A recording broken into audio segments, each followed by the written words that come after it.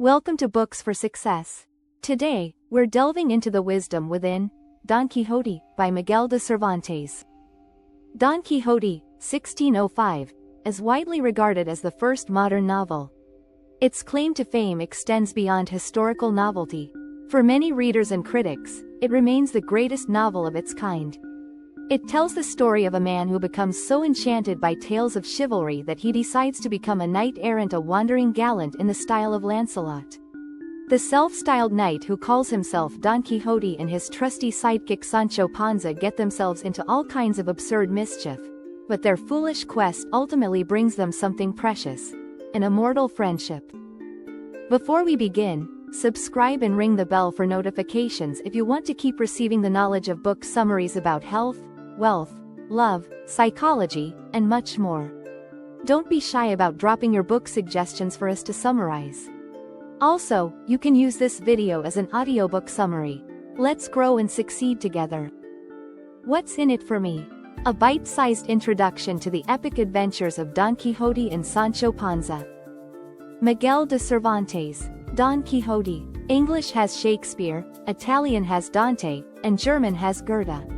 In the words of the literary critic Harold Bloom, these writers are the glories of their respective vernaculars. Spanish literature, meanwhile, has Miguel de Cervantes, the author of a 1,000-page novel as gloriously absurd as it is unforgettable. Don Quixote. It's hard to overstate the influence of this book, which has a good claim to being the first recognizable modern novel. Don Quixote, the lanky madcap knight, and the donkey-riding squire at his side, Sancho Panza, have become bywords for types of personality and ways of being in the world. Even if we haven't yet read Cervantes' tale, we instantly recognize them and what they stand for. No wonder, they've escaped their author's pen and taken on a life of their own in countless movies, paintings, musicals, and even cartoons. This summary, though, is about going back to the source. We can't cover all of this sprawling and wonderful book, of course. To try would be nothing less than quixotic, which is to say, extremely unrealistic. Instead, we'll look at who Don Quixote and Sancho Panza are, what motivates them, and, most importantly, try to get a sense of the spirit in which they embark upon their world-famous adventures. The making of a knight-errant. Our story takes place in central Spain, in the territory called La Mancha, a flat, featureless ocean of stubbly wheat fields and sun-bleached plains under a vast, perpetually blue sky. Chapter 1: The Making of a Knight-errant. In this sea of amber, ochre and beige, there are islands of dazzling white, the clustered, lime-washed houses in which the Manchegans live, and the windmills in which they grind corn. In the 16th century, a curious man, the hero of our tale, lived in one of these villages full of white houses. He was around 50 years old and called Alonso Quixote, or possibly Quijano. The chronicler of our story isn't sure on this point. He was a hidalgo, a gentleman belonging to the lowest rung of the Spanish nobility. His estate was modest, and the modest income it generated was just about large enough to put food on his table, pay an irritable housekeeper, and feed the sorry-looking horse he kept in his stable. Like all gentlemen, he was a man of leisure, albeit a penniless one, but he didn't need money to do what he liked doing best, which was reading about the chivalrous knights of old and their many quarrels, battles, love affairs, adventures, and misfortunes. As our chronicler says, these books, of which he devoured countless volumes, were full of impossible nonsense. But the more our hidalgo read about this enchanted world, the more he came to believe that such books weren't fictions, but authentic histories of a happier and nobler age. In short, Alonso Quixote, or Quijano, a man generally known for his good sense, filled his head with so much nonsense about wandering knights that he slowly but surely lost his mind. If he'd done so locked away in his library, he wouldn't have needed a chronicler, because there wouldn't have been much of a story to tell. But this hidalgo dreamt up a strange plan to roam the world on horseback in search of monsters to slay, wrongs to right, and distressed maidens to rescue. He decided, in a word, to become a knight and revive that happier and nobler age. And so he got to work. He scrubbed and polished a very old and moldy suit of armor which had belonged to one of his ancestors. The rusty helmet he found to go with it didn't have a visor, so he fashioned one out of cardboard. Testing its durability with a sword, he destroyed what had taken him weeks to make with a single swipe. The second papier-mâché visor he crafted was fitted without further testing. God, our hidalgo trusted, would ensure its battle-worthiness.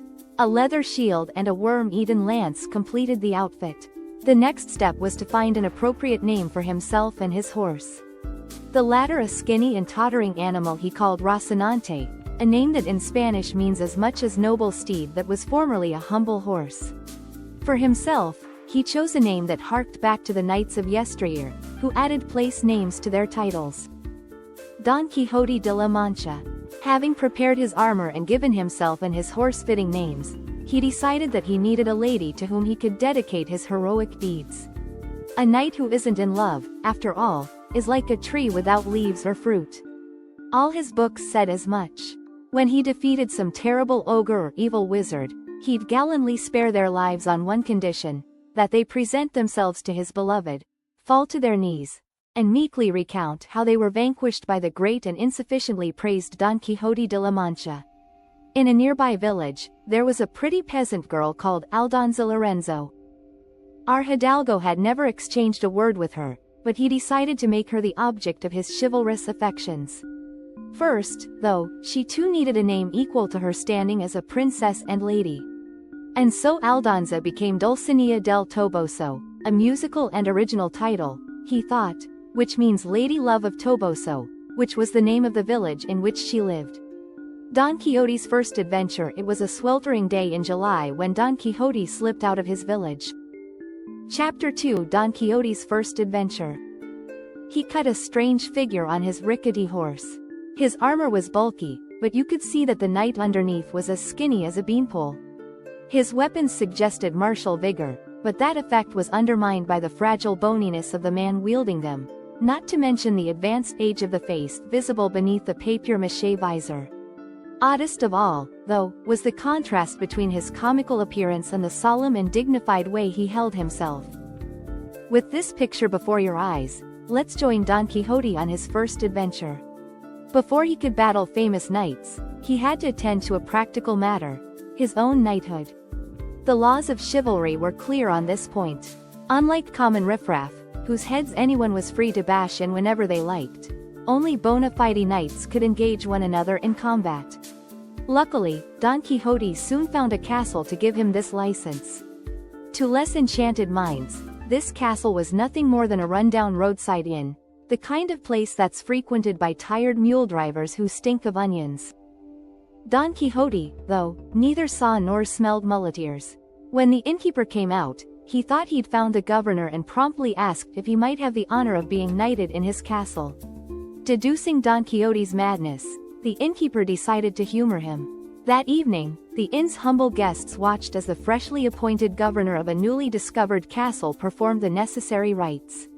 Imitating the sounds of a priest sermonizing in Latin, he read aloud from a ledger recording how much barley and straw had been sold to muleteers.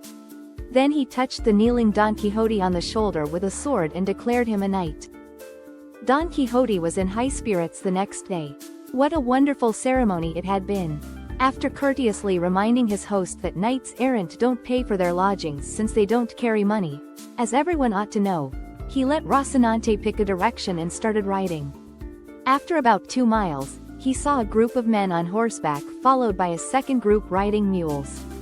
The chronicler of our tale tells us that these were merchants on their way to the city of Murcia to buy silk, followed by their mule boys. Don Quixote, though, saw 6 knights and their trusty squires. Sensing an adventure was at hand and imitating what he'd read in the books, he planted himself in the middle of the road, shield and lance at the ready. As the knights approached, he raised his voice and commanded them to stop. No one, he cried out, would pass him before they'd confessed that there was no maiden in the world more beautiful than the peerless Dulcinea del Toboso, Empress of La Mancha. The merchants, like the innkeeper, decided to play along with this foolishness. "Señor Knight," one said, "we don't know who this good lady is. Show her to us, and if she's as beautiful as you say, we'll happily confess her peerless beauty." "That won't do," Don Quixote replied. "Dulcinea's beauty doesn't need to be seen to be believed. It's a truth which flies on its own wings to every corner of the earth. Admit it, Don Quixote cried, or prepare to die. The merchant, who was enjoying this exchange, proposed a compromise. Señor Knight, he now said, can't you at least show us a portrait of this lady? Then, even if it shows that she's blind in one eye and has sulfur oozing from the other, we'll happily admit that what you say is true. Ooze? Don Quixote thundered. She doesn't ooze, you despicable rabble. And with that, he raised his shield, lowered his lance, dug his spurs into Rocinante and charged. He would have run his lance right through the startled merchant too if fortune hadn't intervened. Rocinante, who wasn't used to impromptu battles, stumbled and threw Don Quixote to the ground. He was determined to continue the fight on foot with his sword, but he couldn't move. His ancient armor had pinned him to the ground. All he could do was curse the blasphemous, conniving, cowardly wretches who defamed fair Dulcinea. Hearing all of these insults, one of the mule boys lost his temper. He picked up Don Quixote's lance and smashed it into pieces. Then he took one of the pieces and gave the fallen knight such a beating that, despite his armor, he was, in the chronicler's words, thrashed like milled wheat. The merchants told him to stop, but the mule boy was so irate that he went back for more pieces of the broken lance to continue the beating. Don Quixote, for his part, continued to rain insults down on the brigands who were abusing his knightly person. When he grew tired and the party of merchants moved on at last, Don Quixote was left in a heap by the side of the road. Unable to raise himself, he recited romantic sonnets extolling the virtues of the knights of old until he finally passed out from exhaustion. It was in this sorry state that a passing farmer found a hidalgo, whom he recognized as Alonso Quillada or Quillano. Taking pity on his poor neighbor, the man strapped the unconscious knight to his donkey and returned him to his village, which is how Don Quixote's first adventure concluded. Don Quixote's famous battle with the windmills. Our bruised knight spent 2 weeks recovering from the beating he'd received. Last chapter. Don Quixote's famous battle with the windmills. In that time, he was silent on the topics of gallantry, knights and fair maidens. His friends, who'd heard all about his absurd antics, breathed a sigh of relief. The madness, it seemed, had passed. Eager to prevent a relapse, they hid the hidalgo's books and prayed his sanity would hold. But Don Quixote was readying himself for new adventures. Each day, he slipped out of his house and went into the village to talk to Sancho Panza, a peasant famed for his honesty and dim-wittedness. For 2 weeks, Don Quixote filled this humble farmer's head with so much nonsense that he was seriously considering becoming his squire. The scales were finally tipped by Don Quixote's pledge to make this man the governor of a kingdom he'd soon conquer. Selling half his possessions and pawning the rest, Don Quixote raised a reasonable sum of money. He gave it to Sancho and told him to buy supplies. Sancho packed these provisions into a saddlebag, which he slung over a donkey. The donkey troubled Don Quixote. All the squires in his books had ridden horses. But he put his doubts aside and resolved to give Sancho the horse of the first discourteous knight he defeated in battle. Properly provisioned with food, balms for treating wounds, and extra cash for lodgings and inns, the two men saddled up and rode out into the world in search of new adventures. Sancho, whose face was hidden behind a huge bushy beard, was as squat and round as his master was tall and thin. On foot, he looked every bit the Manchegan peasant he was. Seated on his donkey, though, he had a kind of solemn dignity not unlike his master's. As the chronicler of this tale says, Sancho sat on that donkey like a patriarch. Riding along one day, the pair came upon one of those white islands which punctuate the sun-bleached plains of central Spain. It was a cluster of some 30 or 40 lime-washed windmills. Pointing at the army of 30 to 40 hideous giants lumbering across the fields in the distance, Don Quixote cried out in pleasure. Fortune, he shouted, was guiding their affairs better than he dared to hope. It's a service to God, he shouted to his squire, to rid the world of such wicked creatures. There was sure to be treasure in it, too, since giants always had plenty of gold in their purses. Sancho's ears pricked up at that last part. It wasn't that he was greedy, but he hadn't gone into the business of escorting knights-errant for the fun of it. The problem was, as hard as Sancho looked, he could only see windmills. And he told his master as such. Don Quixote, though, was already steeling himself for combat. "Stay back if you're frightened," he commanded, "and pray for me while I fight this fierce and unequal battle." With that, he spurred his horse, asked his lady Dulcinea to aid him in this moment of danger, lowered his lance, and attacked at Rocinante's fastest speed, which, truth be told, wasn't very fast. "Don't flee, cowards and vile creatures," he roared, "for it's just one knight attacking you." Sancho watched as his master hurled himself at the first windmill. As his lance pierced the canvas sail, a gust of wind suddenly accelerated its movement. The lance splintered and both Don Quixote and Rocinante were lifted clean off the ground and hurled into the air before crashing back down to earth. "God, help us!" Sancho cried and prodded his steed toward the heap of armor and horse laying next to the windmill. "Didn't I tell you they were just windmills?" he yelled. Only a man with windmills in his head could fail to realize it. Don Quixote, though bruised, wasn't flustered. Telling Sancho to calm down, he serenely explained what had happened. Obviously, an evil wizard had transformed these giants into windmills to rob the knight of the glory that was rightfully his for having defeated such hideous creatures. Not being as learned as his master and not knowing the ways of knights-errant and their enemies, there wasn't much Sancho could say to that. Instead, he helped Don Quixote back onto his horse and asked him if he was badly hurt. "No," said his master, who in truth was more concerned about the loss of his lance than the thrashing he'd just received. "But even if you were," he said, "the laws of chivalry dictate that knights accept their injuries without complaint, even if their intestines are oozing out." "If that's how it is," said pragmatic Sancho, "I have nothing to say. For my part," he added, "I can safely say that I'll complain about the least little pain I have. Unless, that is, the business of not complaining also applies to the squires of knights-errant." Don Quixote laughed good-naturedly at the honest simplicity of his squire. "You," he said to Sancho, "may complain as much as you like, whenever you like." With that settled, the two men, who were quickly becoming friends, left the enchanted windmills behind them and rode on. The knight went ahead while Sancho, trotting behind on his donkey, helped himself to the provisions in his saddlebags. The squire's dinner was a humble one, but he thought it the best in the world. Between mouthfuls of bread, sheep's cheese and onion, he raised the wineskin to his lips and drank with such gusto that a lord in possession of the greatest wine cellar in Spain might have envied him. As he ate and drank, Sancho forgot all about the kingdom his master had promised him and began to think that traipsing around in search of adventures wasn't the chore he'd imagined it to be.